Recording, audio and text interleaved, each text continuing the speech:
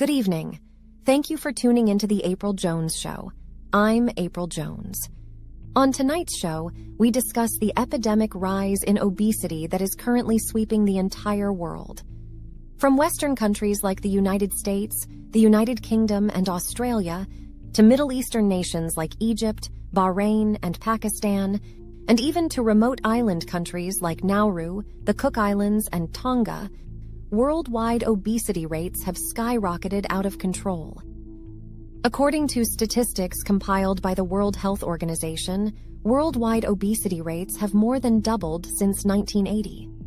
In 2014, more than 1.9 billion adults, 18 years and older, were considered overweight. Of these, over 600 million were categorized as obese. Shockingly, that meant 13% of the world's adult population was considered obese in 2014. The more alarming fact is that these trends seem to be continuing on an upward trajectory with no end in sight. Many health experts around the world are saying this is a ticking time bomb waiting to go off. We are joined today by world-renowned heart surgeon Dr. William Pang, who currently serves as a chief heart surgeon at the world-famous Unity Medical Center located in San Francisco. Dr. Pang is considered one of the few vocal activists in the medical community that openly criticizes big food corporations and the lack of government policy to curb the obesity epidemic. He is also the author of the best-selling book, Obesity, the Silent Killer. Thank you for coming in today, Dr. Pang. Thank you for having me, April.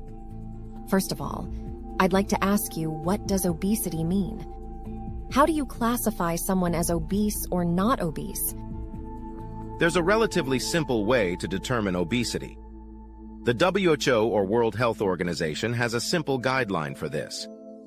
To be obese means someone who has a body mass index, or BMI, greater than or equal to 30, while being overweight is someone who has a BMI greater than or equal to 25.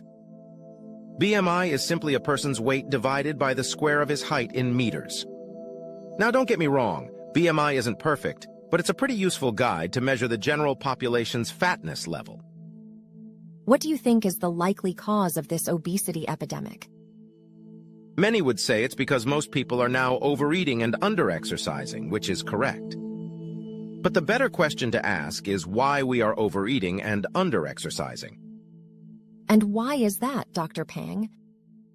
We are finding that people are overeating and overconsuming chemically addictive, unnatural, processed foods such as sodas, fast foods, chocolates, chips, and so on. Because these types of food have so little nutritional value in them, or as we call it, empty-calorie foods, no matter how much you consume of them, you can never get enough of them. You become hungrier faster, and then you want to consume even more of it. So there's this vicious cycle that keeps operating. What makes it worse is that these empty foods are very cheap to purchase. So the poorest people are the most obese compared to the general population. So what you're saying is the food industry is the main culprit? What I'm saying is that the fast food and confectionery food industry, especially the big multinational corporations, are to blame, but also the government. So in essence, if the government is allowing such harmful foods to be freely purchased and consumed, knowing full well it's causing obesity in the general population, then they are just as much to blame and as responsible as these multinational food companies. Please go on. If you think about it, only the government has the real power to allow such foods to be sold or not sold in the free market. But isn't it the responsibility of the individual and parents to choose wisely? Yes, it is, but if your environment is saturated with these types of food, even the most strong-willed person will eventually give in. What I'm finding is a lot of medical staff around the nation are also becoming overweight.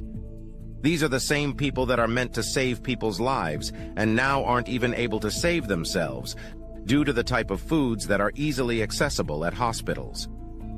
The government has to start understanding that their relationship with these multinational food companies is harming the long-term health of this country. Why do you say that? For instance, let's just take the United States as an example. which happens to be the #1 obese and developed nation in the world. Okay. By 2020, 3/4 of Americans will be overweight. By 2050, 1/3 of all Americans will have diabetes. Not to mention the massive increase in heart disease, high blood pressure, stroke, breathing problems, hypertension, kidney failure, and other diseases that I'm seeing and hearing from hospitals around the world. In addition, healthcare costs due to obesity are at a staggering $200 billion annually just in the United States alone. If obesity rates were to remain the same, then the cost of healthcare will balloon to over $550 billion in the next 20 years. How will a sick population benefit America? The answer is, it won't. It will only put a massive burden on the government in future years, and the economy will be infinitely worse off. So do you have any practical and effective solutions that will help solve this obesity epidemic? I do. Some are very easy to implement and highly effective, but some of my other solutions could be considered a little controversial. Controversial? We would definitely like to hear more of that.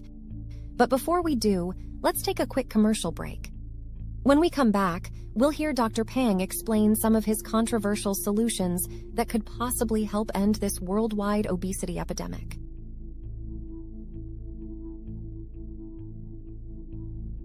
Thank you for watching. Please subscribe, like, and share our videos.